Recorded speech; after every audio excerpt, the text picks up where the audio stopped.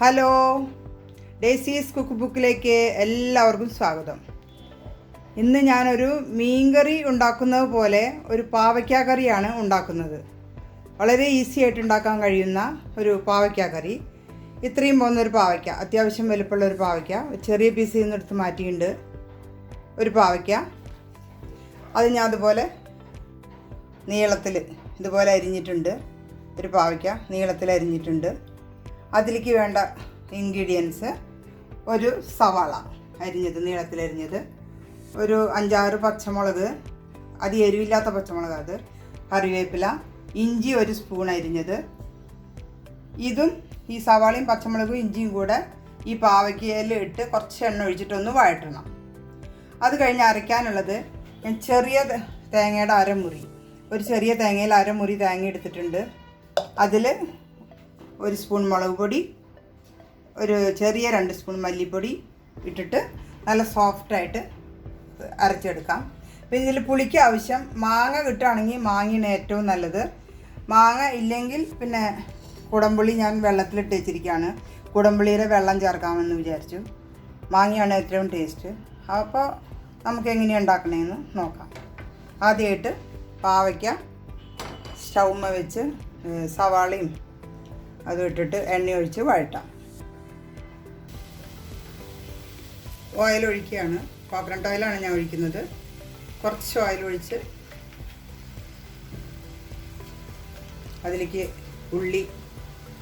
ഉള്ളി, പച്ചമുളക്, ഇഞ്ചി ഇട്ടൊന്ന് ചെറുതായിട്ട് വഴറ്റിയെടുക്കണം. ഉടയാതിരിക്കാനാണ്. വഴറ്റിയെടുക്കാം.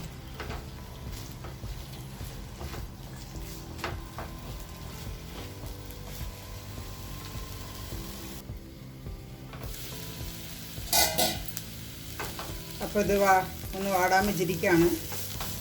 കുറച്ചും കൂടി വാടിയാൽ ഇതിലേക്ക് പുളി ചേർക്കാം. പുളിയും ഉപ്പും മഞ്ഞളും ചേർത്ത് അരപ്പ് ചേർത്ത് വേവിക്കാം.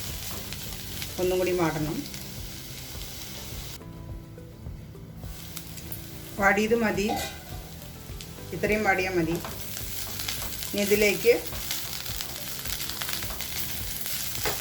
പുളി, ഞാൻ കുടംപുളിയുടെ വെള്ളമാണ് ഒഴിക്കുന്നത്. കുടംപുളിയുടെ വെള്ളം ഒഴിക്കുകയാണ്. പുളി പോരങ്ങ 2 കുടംപുളി ചേർക്കാം. കുറച്ച് വെള്ളം കൂടിയും ചേർത്ത് ഈ മഞ്ഞളും ഉപ്പും ഇട്ട് വേവിക്കാം. ഞാൻ റെഡ് സാൾട്ട്, കല്ലുപ്പ് റെഡ് സാൾട്ടാണ് ഉപയോഗിക്കുന്നത്.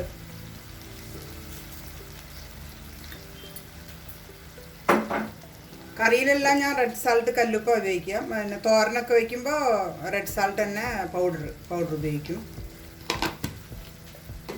അപ്പോൾ ഇതൊന്ന് പകുതി വെന്തല്ലോ പാട്ടിയപ്പം. ഇനി പകുതിയും കൂടി വേവാനുണ്ട്.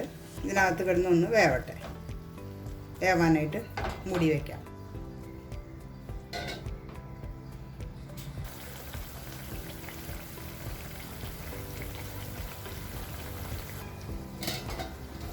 അപ്പോൾ പാവയ്ക്ക് അത്യാവശ്യം വെന്തിട്ടുണ്ട്.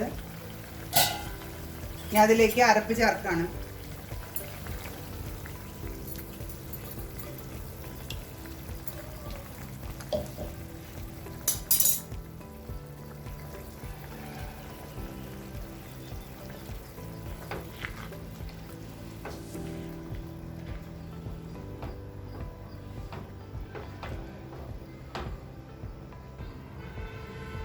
അരപ്പ് ചേർത്തു. നല്ലോണം ഒന്ന് തിളച്ച് കഴിഞ്ഞാൽ താളിക്കാം.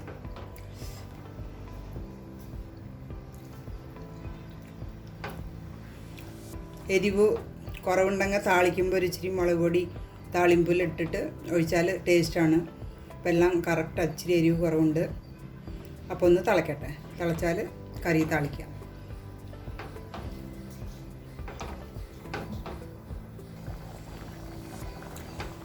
അപ്പോൾ കറി താളിക്കാം.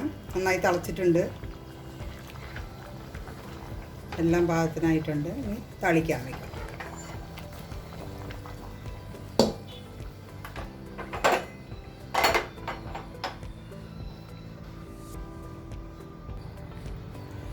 കോക്കനട്ട് ഓയിലാണ് ഞാൻ ഒഴിക്കുന്നത്. 2 സ്പൂൺ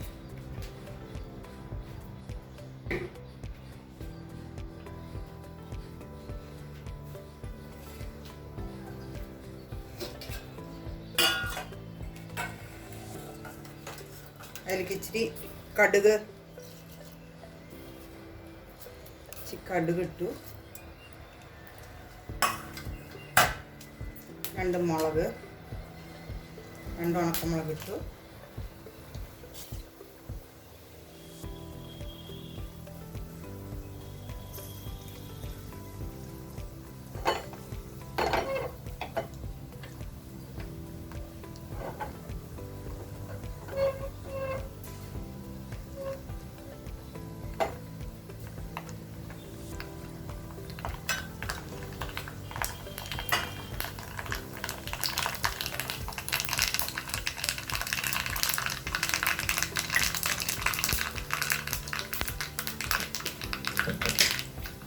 കുറച്ച് ഉള്ളി ഇടാം, ഒരു പകുതി ഉള്ളി.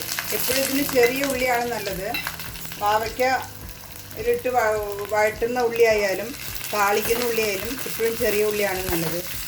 ഇവിടെ ചെറിയ ഉള്ളി കിട്ടാൻ ബുദ്ധിമുട്ടാണ്. നാട്ടിലാകുമ്പോൾ പിന്നെ ചെറിയ ഉള്ളി കിട്ടുമല്ലോ എപ്പോഴും. ചെറിയ ഉള്ളിയാണ് ടേസ്റ്റ്. ഞാൻ ഒരു സവാള എടുത്തു, അതിൻ്റെ പകുതി അതിലിട്ട് പകുതി ഇതേ താളിക്കാനെടുത്തു.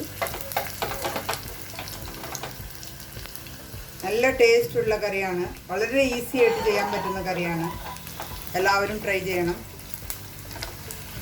ട്രൈ ചെയ്ത് ഇഷ്ടപ്പെട്ടെങ്കിൽ സബ്സ്ക്രൈബ് ചെയ്യാൻ മറക്കരുതേ നാട്ടുകാരെ.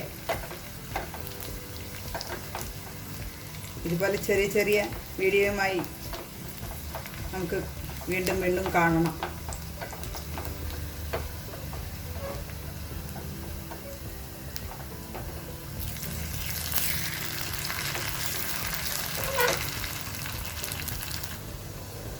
ഇവിടെ ഉള്ളി മൂത്തിട്ടുണ്ട്. ഉള്ളി ഒരു ലൈറ്റ് ബ്രൗൺ കളറാകുമ്പോൾ ഒരു ഇച്ചിരി എരിവ് കുറവുണ്ടെങ്കിൽ കുറച്ച് മുളക് പൊടി ഇതിൽ ഇട്ടിട്ട് ഒന്ന് ഇളക്കിയിട്ട് ഇട്ടാൽ കറി ടേസ്റ്റാണ്, കളർഫുള്ളും ആയിരിക്കും. ഇച്ചിരി മുളക് പൊടി ഇതിലിട്ടു. ഷൗന്നൊന്ന് പൊക്കിയിട്ടാണ് ഇട്ടത്, നല്ല കരിഞ്ഞു പോകും. താളിമ്പ് ചേർക്കാം. അത്രയേ ഉള്ളൂ. പാവയ്ക്കാക്കറി റെഡി. വളരെ ഈസി ആയിട്ട് ഉണ്ടാക്കാൻ പറ്റുന്ന പാവയ്ക്കാക്കറി റെഡി.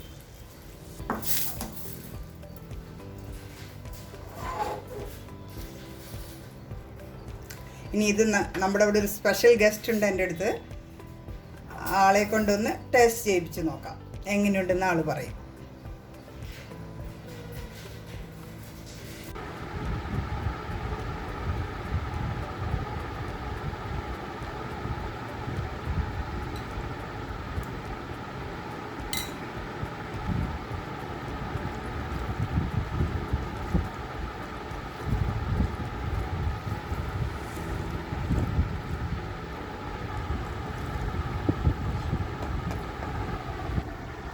സൂപ്പർ, കൊള്ളാം, അടിപൊളിയായിട്ടുണ്ട്. അപ്പോൾ എല്ലാവർക്കും ഇഷ്ടപ്പെട്ടു എന്ന് വിചാരിക്കുന്നു. ഇഷ്ടപ്പെട്ടു എങ്കിൽ ലൈക്ക് ചെയ്യണേ. Okay, by.